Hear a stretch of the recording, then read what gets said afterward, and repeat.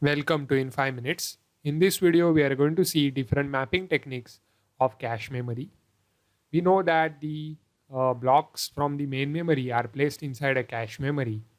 Then the tag memory inside a cache contains the block addresses of the data blocks present in the cache. So in this video, we are going to see how the addresses from the main memory are mapped to the cache memory. So mapping techniques are nothing but methods of specifying where the memory blocks from the main memory are placed inside a cache. Let's take an example. We have the cache memory containing 4 blocks with 4 words each, and main memory is going to contain similar 16 blocks. So the main memory address is going to be divided into two parts, block and word. Block is going to contain 4 bits to address 16 places, and the word field is going to contain 2 bits to select the one word out of 4. And the cache memory address formats is going to have the word bit, 2 word bits, again because each block have 4 words, but the tag and block field of the cache memory address is going to be decided by the mapping technique we use. We're going to see the address formats later. So let's go to the mapping technique. So this is the memory. The cache memory and main memory are present as shown in the example, having 4 blocks and 16 blocks each. And we want to decide how the mapping is done. The first mapping technique we are going to see is direct mapping technique. In the direct mapping, the jth block from the main memory is mapped to the j modulo m block of cache memory. Now this is the thumb rule of direct mapping. For example, 13 is mapped to the 13 mod 4, that is 1, and 3 is mod to the 3 mod 4, that is 3. I hope you know the modulo operation. It is nothing but the remainder by the operator. So here the m is equal to 4. The number of cache blocks are 4. So block 0, 4, 8 and 12 are going to be mapped to the block 0.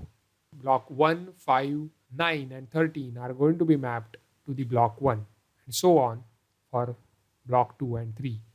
So each block in the main memory is assigned a particular block in a cache memory. So this is the basic principle of direct mapping. So this is how each block is assigned a particular cache block. Now the main memory is divided into groups of m blocks each. During this mapping, main memory is divided into groups containing 4 blocks each. So we have the 4 groups present here, shown by the orange color. The first is group 0, then group 1, 2 and last is group 3. Now these groups are going to give the address of the tag field inside the direct mapping. So here is the tag field and this is the address format. So now let's look at the address format of the direct mapping mapping technique. So the address format, the block. First of all, when we are going to address a particular memory, there are 4 possible blocks we can address in the cache memory. So that is why the 2 bits are present in the block field. Now while deciding the length of tag field, we need to consider how many groups are present in the main memory. So if we had 32 block memory, then there would be 8 groups present. Then tag field would have taken 3 bits. So in this case, there are 4 groups of 4 blocks present each. So the 2 bits are going to be sufficient for tag field. And the word, obviously we saw, to address a particular word in a block, we are going to have 2 bits because there are 4 words in each block. So each field is going to contain these 2 bits in the address format of direct mapping. Now let's take an example to see how address is mapped using direct mapping. So let's say we have this address 110110. Now first of all, the first 2 bits are going to select the tag. So we have selected the tag 3. Now it's going to check whether this tag is present inside a cache memory or not. Then if it is present, then it is going to select the block depending on the next 2 bits. So the block is 01, that is first block. So if the tag 3 is present, then only it's going to go for the block. Let's say the tag was present, then it goes for the block 01. So we have basically selected the block 13 for using this combination. And finally, we want to access the second word from this block 13. That is, word 2 is accessed by the last two bits 1 0. So basically the read operation is complete. So I hope you have understood how the direct mapping is used with the tags and block format. The advantage of direct mapping technique is that the implementation is very easy. It is going to contain the tag field, and the access time is very less because we want to just compare the tags first. So the only two bits are to be compared, and then we are going to access the block. The search operation inside the cache tag memory is going to take less time.